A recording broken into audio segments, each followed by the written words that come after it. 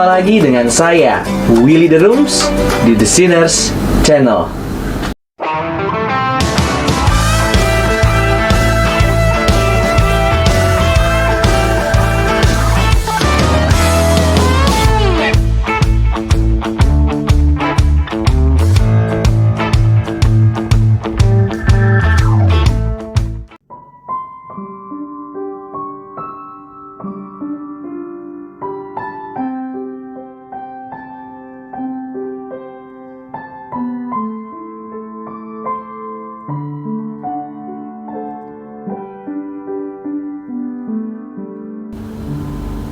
Apakah kompatibilisme itu?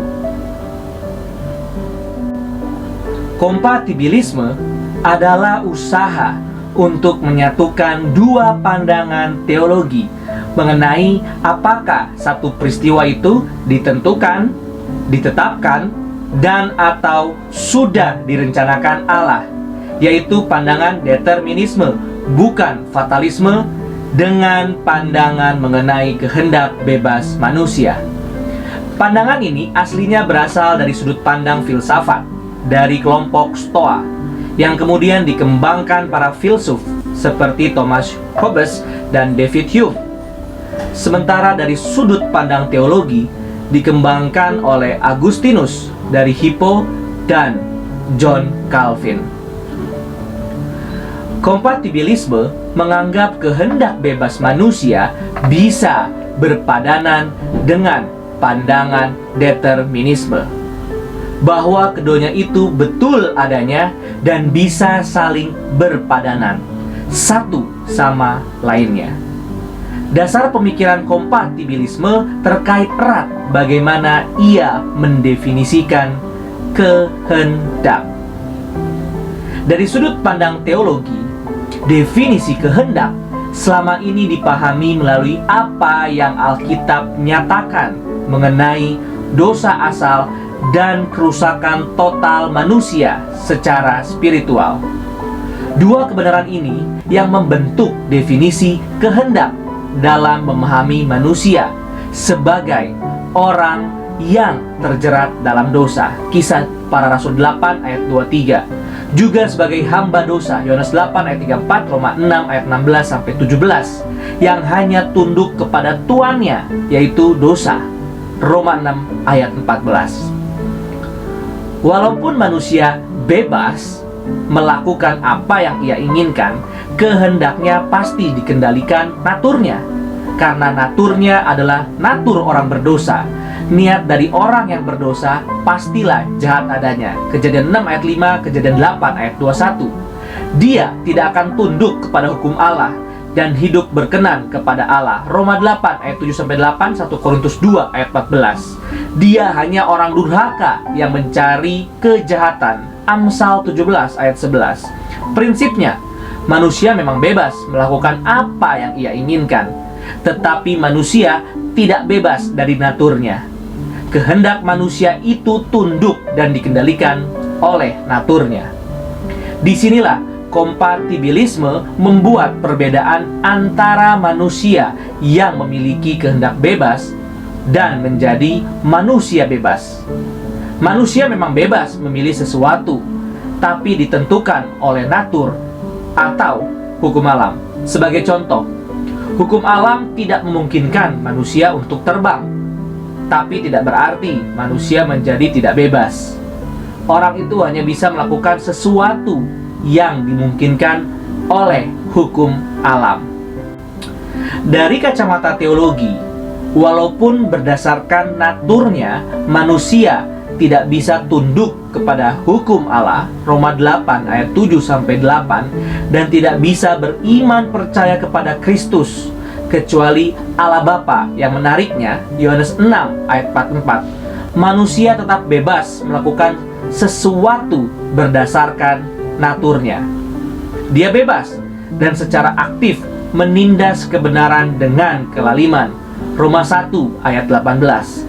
Karena naturnya memang tidak memungkinkannya melakukan hal yang sebaliknya, Ayub 15 ayat 14-16. Mazmur 14 ayat 1-3, Mazmur 53 ayat 1-3, Yeremia 13 ayat 23, Roma 3 ayat 10-11.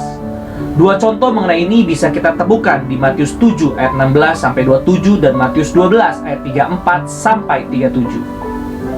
Dengan membedakan antara manusia bebas dan kehendak bebas, kompatibilisme menjelaskan natur manusia bebas dengan memadankan antara determinisme atau dan sifat maha tahu Allah.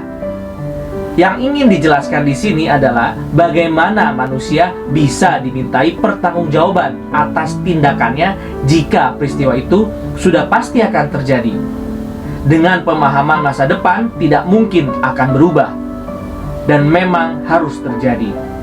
Walaupun ada beberapa bagian Alkitab yang mengetengahkan soal ini, ada 3 bagian utama yang bisa kita kupas.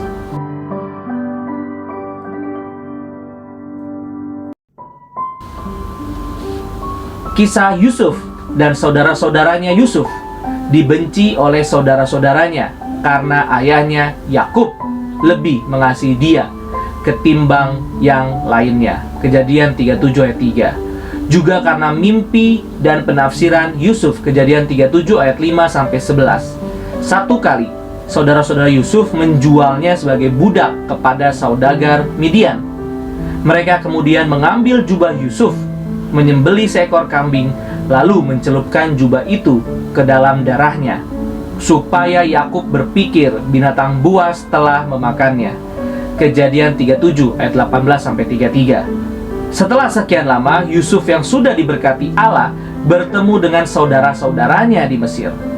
Saat itu Yusuf memperkenalkan dirinya kepada mereka. Kejadian 45 ayat 3-4. Percakapan Yusuf dengan saudara-saudaranya terkait dengan soal kompatibilisme ini.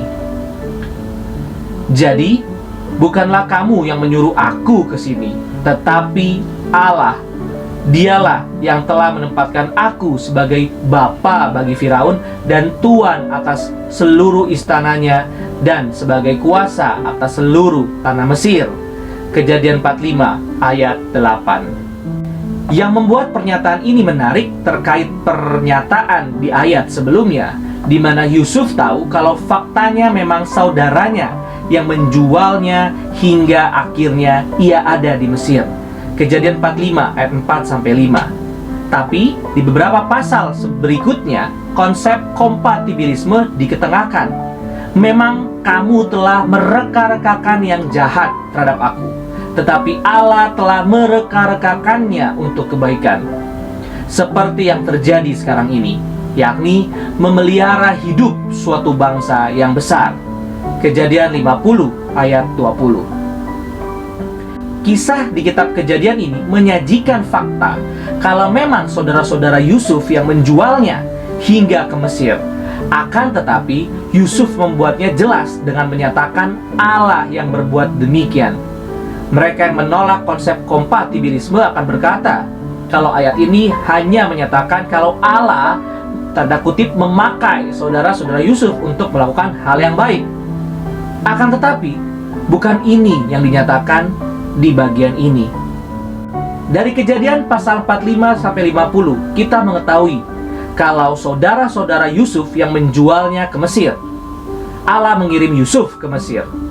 Saudara Yusuf menjualnya ke Mesir dengan niat jahat, dan Allah mengirim Yusuf ke Mesir dengan niat yang baik. Jadi, siapa yang sebenarnya mengirim Yusuf ke Mesir? Dua-duanya. Ini adalah tindakan yang dilakukan dua pihak secara bersamaan.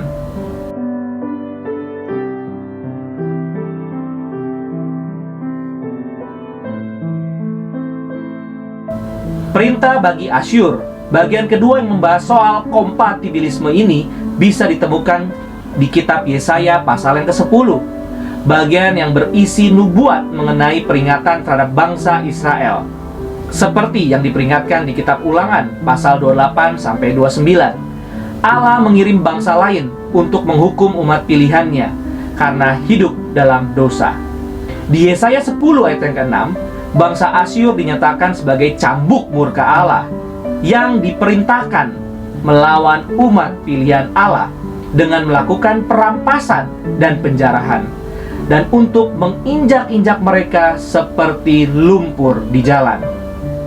Namun, Allah juga berkata tentang Asyur, tetapi dia, bangsa Asyur sendiri, tidak demikian maksudnya, dan tidak demikian rencana, dan tidak demikian rancangan hatinya. Niat hatinya ialah hendak memusnahkan dan hendak melenyapkan banyak bangsa-bangsa. Yesaya 10 ayat yang ke-7. Kehendak Allah terhadap invasi bangsa Asyur adalah untuk menghukum dosa, sementara kehendak bangsa Asyur adalah untuk memusnahkan dan melenyapkan banyak bangsa-bangsa. Dua tujuan yang berbeda, dua pihak yang berbeda bertindak untuk tujuan yang berbeda, tetapi melalui satu peristiwa yang sama. Allah mewahyukan, walaupun pengrusakan ini ditentukan dan diperintahkan olehnya, Yesaya 10 ayat ke-23, Allah akan tetap menghukum bangsa Asyur karena tinggi hati Raja Asyur dan sikapnya yang angkuh dan sombong. Yesaya 10 ayat 12, Yesaya 10 ayat 15. Walaupun Allah sendiri yang berketetapan menghukum orang-orang yang memberontak kepadanya, Allah tetap akan meminta pertanggungjawaban perbuatan dari pihak yang dipakainya untuk menghukum.